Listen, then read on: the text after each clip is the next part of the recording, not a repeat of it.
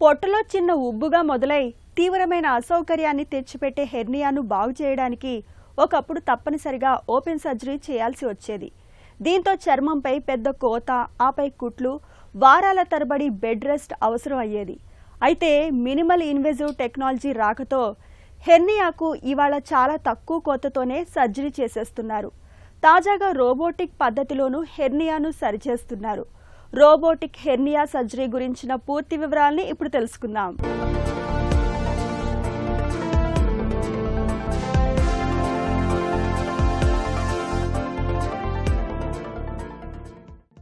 Hernia, గిలక, బుడ్డ, ఉబ్బు పేరేదైనా సమస్య మాత్రం ఒక్కటే.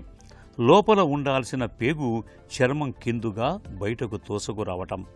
శరీరంలో నిర్దిష్ట ప్రాంతంలో ఉండాల్సిన అవయవాలు వాటి పరిధిని అతిక్రమించి మరో భాగంలోకి చొచ్చుకు రావటాన్ని హెర్నియాగా పిలుస్తారు డాక్టర్లు. చర్మం బలహీనంగా ఉన్న భాగాల్లోనూ, కండరాలు బలహీనంగా ఉన్న భాగాల్లోనూ సాధారణంగా హెర్నియా వచ్చే అవకాశం ఎక్కువగా ఉంటుంది. హెర్నియా రావటానికి అధిక బరువు మొదలుకొని ఆపరేషన్ల వరకు చాలా కారణాలే కనిపిస్తాయి. హెర్నియా ఉన్నవారికి ఆ ప్రాంతంలోని అవయవం లేదా కణజాలం ఉబ్బినట్టు కనిపిస్తుంది. హెర్నియాలో చాలా రకాలే ఉన్నాయి. అయితే చాలామందిలో ఇంగ్వైనల్ హెర్నియా అనేది ఎక్కువగా కనిపిస్తుంది. ఏ రకం హెర్నియా అయినా నిలబడినప్పుడు, దగ్గినప్పుడు కనిపిస్తూ, పడుకున్నప్పుడు, చేత్తో నెట్టుకున్నప్పుడు మామూలుగా అయిపోతూ ఉంటుంది. మొదట్లో నొప్పి లేకపోయినా చర్మం అడుగున పడిన రంధ్రం పరిమాణం పెరుగుతూ పోయే కొద్దీ నొప్పి, బాధ లాంటి లక్షణాల తీవ్రత పెరుగుతుంది. హెర్నియా అంటే మన అబ్డామిన్ క్యావిటీ లోపల ఉన్న ఇంటెస్టైన్ కానీ, మన ఫ్యాట్ కానీ, మన అబ్డామిన్ క్యావిటీ వాల్స్ వీక్ అవ్వడం ద్వారా ఒక రంధ్రంలోంచి బయటకు రావడాన్ని హెర్నియా అంటాం. ఈ హెర్నియా ఎందుకు వస్తుంది? యూజువల్గా మన పొట్టలో ప్రెషర్ ఎక్కువైనప్పుడు, అంటే చాలా రోజులు దగ్గున్నప్పుడు, లేదా మోషన్ కోసం కాన్స్టిపేషన్ ఉన్న ప్రాబ్లమ్స్ కంటిన్యూస్గా ప్రెషర్ పెట్టడం ద్వారా, లేదా కొన్నిసార్లు ఈ ప్రెగ్నెన్సీ వల్ల, కొన్నిసార్లు న్యాచురల్గా పుట్టుకతో కూడా కొన్నిసార్లు హోల్స్ ఏర్పడి వచ్చే అవకాశం ఉంటుంది. నాకు హెర్నియా రీసెంట్గా డిటెక్ట్ అయింది, బట్ నాకు ఇప్పుడు పెయిన్ లేదు, హెర్నియాకి నేను ఆపరేషన్ చేయించుకోవాలా లేదా? హెర్నియాకి సర్జరీ అవసరం ఉందా లేదా అనేది మన హెర్నియా సైజుని బట్టి, అదున్న లొకేషన్ని బట్టి డిసైడ్ చేస్తాం. Most of the hernias surgery అవసరం ఉంటుంది. ఈ సర్జరీ ఎమర్జెన్సీయా అనే డౌట్ డిఫరెంట్, కంపల్సరీ అనే డిఫరెంట్. ఎమర్జెన్సీ అంటే యూజువల్గా పెయిన్ లేనప్పుడు ఎమర్జెన్సీ కాదు, కానీ సర్జరీ హెర్నియా ఉన్నప్పుడు సర్జరీ చాలా మందికి కంపల్సరీగా చేయించుకోవాల్సి ఉంటుంది. కాంప్లెక్స్ హెర్నియాలు ఉన్నప్పుడు రోబో విధానం ద్వారా చాలా అద్భుతమైన రిపేర్ చేయడానికి వీలవుతుంది. ఈ రోబో అనేది మన హ్యాండ్ మూమెంట్ లాగే రోబో మూమెంట్ ఉంటుంది, లోపల టిప్ మూమెంట్ ఉంటుంది, కాబట్టి కాంప్లెక్స్ హెర్నియాస్ చేయడానికి చాలా వీలుంటుంది. హెర్నియా అనేది ఎక్కువగా బొడ్డు దగ్గర, పొత్తి కడుపు దిగువ భాగాల్లో కనిపిస్తూ ఉంటుంది.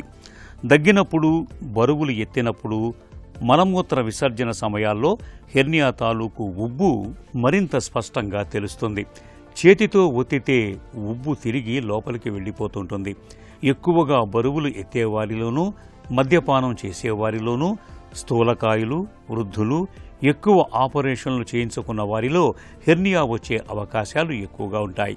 ఇక పసికందుల్లో, తల్లి గర్భంలో 7 నెలల వయసు మగపిండంలో బీజాలు పొత్తి కడుపులో ఉండి ప్రసవానికి ముందు కిందికి జారతాయి. ఒకవేళ 7 నెలలకే బిడ్డ పుడితే బీజాలు కిందికి రాక, లేదా పేగులు, కొవ్వు, ద్రవం పొత్తి కడుపులోని బలహీన ప్రదేశంలోకి చొచ్చుకొచ్చి హెర్నియా తయారవుతుంది. ఈ హెర్నియాను నిర్లక్ష్యం చేస్తే రంధ్రం పెద్దదవుతూ అందులోంచి బయటకొచ్చిన పేగులకు రక్త ప్రసరణ సరిగా అందక పేగులు కుళ్ళిపోయి సెప్టిక్గా మారి ప్రాణాపాయం సంభవించే ప్రమాదం ఉంటుంది. ఈ రోబోటిక్ సర్జరీ ఎలా చేస్తారు? ఈ రోబోటిక్ సర్జరీ ఉన్న ఆర్మ్స్ ఎలా ఉంటాయంటే ప్రతి ఆర్మ్ 8 mm సైజు ఉంటుంది. సో మనం 3 పోర్ట్స్ ఆర్ 4 పోర్ట్స్ వాడినప్పుడు, 4 పోర్ట్స్ వాడినప్పుడు 8 mm కట్స్ 4 ప్లేసెస్లో పెడతాం. అందులోంచి రోబోటిక్ ఆర్మ్స్ పెడతాం. ఈ రోబోటిక్ ఆర్మ్స్ పెట్టిన తర్వాత సర్జన్ కన్సోల్లో కూర్చొని అబ్డామిన్లో 3D అండ్ HD విజన్ ద్వారా చూస్తూ సర్జరీ చేస్తారు. ఇంకా ఈ సర్జరీ చేసేటప్పుడు ఆ రోబోటిక్ ఆర్మ్స్ టిప్స్ అనేది మన హ్యాండ్ లాగా 7 డిగ్రీ మూమెంట్ ఉంటుంది. సో ఈ 7 డిగ్రీ మూమెంట్ వల్ల కాంప్లెక్స్ ఏరియాలోకి వెళ్ళడము, డిఫికల్ట్ ఏరియాలో చేయడము, ఇంకా అత్యంత ఖచ్చితత్వమైన దృశ్యం ద్వారా అంటే ఇమేజ్ ద్వారా సర్జరీ చేయడం జరుగుతుంది. సో ఇందువల్ల అడ్వాంటేజెస్ ఏముంటాయి? పేషెంట్కి చిన్న చిన్న హోల్స్ ఉండడం ద్వారా మనకి పెయిన్ తగ్గుతుంది, వాళ్ళు త్వరగా రికవరీ అయ్యి వాళ్ళ ఆఫీసెస్కి డ్యూటీస్కి రీజాయిన్ అవ్వడానికి అవకాశం ఉంటుంది. ఇంకా బ్లీడింగ్ చిన్న హోల్స్ ద్వారా చేయడం, మళ్ళీ మ్యాగ్నిఫికేషన్ వ్యూలో చూడడం ద్వారా చిన్న చిన్న బ్లీడర్స్ని కూడా రికగ్నైజ్ చేయడము, ఎక్కువ బ్లీడింగ్ కాకుండా చూసుకోవడం జరుగుతుంది.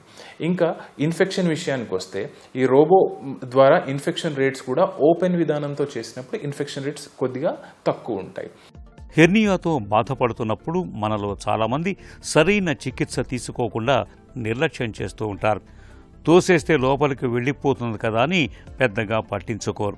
పైగా లంగోటీలు, బెల్టుల వంటి వాటితో బొడ్డను లోపలికి బిగించి కడుతూ ఉంటారు. నిజానికి ఇలాంటి ప్రయత్నాల మూలంగా చర్మం మరింతగా దెబ్బతినిపోయి వాపు, ఇన్ఫెక్షన్లు వచ్చే అవకాశాలు ఉంటాయి. హెర్నియాకు సర్జరీ ఒక్కటే అత్యుత్తమ పరిష్కారం. హెర్నియాకు ఒకప్పుడు పెద్దగా కోత పెట్టి శస్త్రచికిత్స చేసేవారు. తరువాతి కాలంలో లాప్రోస్కోపీ అందుబాటులోకి వచ్చాక మెష్ ప్లాస్టీ పద్ధతిలో సర్జరీని చేస్తున్నారు. ఇటీవలి కాలంలో రోబోటిక్ పద్ధతిలో హెర్నియాను బాగు చేస్తున్నారు. సర్జన్ తన పూర్తి నియంత్రణలో డావిన్సీ వంటి అత్యాధునిక రోబోటిక్ చేతులను కన్సోల్ ద్వారా నడిపిస్తూ అత్యంత ఖచ్చితత్వంతో చికిత్స అందిస్తారు. మ్యాగ్నిఫైడ్ వ్యూ ద్వారా లోపల నాడీ వ్యవస్థ, రక్తనాళాలను స్పష్టంగా చూస్తూ కండరాల రంధ్రాన్ని సరిచేయవచ్చు. రోబోటిక్ ఆర్టికులేటెడ్ ఇన్స్ట్రుమెంట్స్ 360 డిగ్రీల కోణంలో తిరగటం వల్ల సంప్రదాయ లాప్రోస్కోపీ కంటే మరింత ఖచ్చితత్వంతో మెష్ను అమర్చటం సాధ్యమవుతోంది. హెర్నియా సర్జరీ చేసినప్పుడు అది లాప్రోస్కోపీ కానీ, ఓపెన్ కానీ, రోబో కానీ, ప్రతి హెర్నియా సర్జరీలో చాలా మందికి మెష్ వాడడం జరుగుతుంటుంది. వెరీ వెరీ రేర్గా కొంతమందికి మాత్రమే మనం మెష్ వేయలేని పరిస్థితి ఉంటుంది. అంటే ఎమర్జెన్సీలో చేసినప్పుడు కానీ, లేదా ఫ్యూచర్లో ప్రెగ్నెన్సీ ఎక్స్పెక్ట్ చేస్తున్నప్పుడు మాత్రమే మెష్ మనం వాడడం. చాలామందికి మనం మెష్ వాడతాం. ఈ మెష్ ఎందుకు వాడాలి? మెష్ ఎందుకు వాడాలంటే ఈ హెర్నియాకి రావడానికి గల కారణం ఏంటంటే పొట్టగోడల్లో ఉన్న కండరాలు వీక్గా ఉండడం. వాటిని కుట్టు వేయడం ద్వారా వాటిని సరిపరచలేము.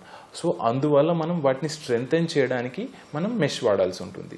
ఈ మెష్ ఎలా ఉంటుంది? ఒక చిన్న పేపర్ లాగా, ఒక జాలి లాగా ఉంటుంది.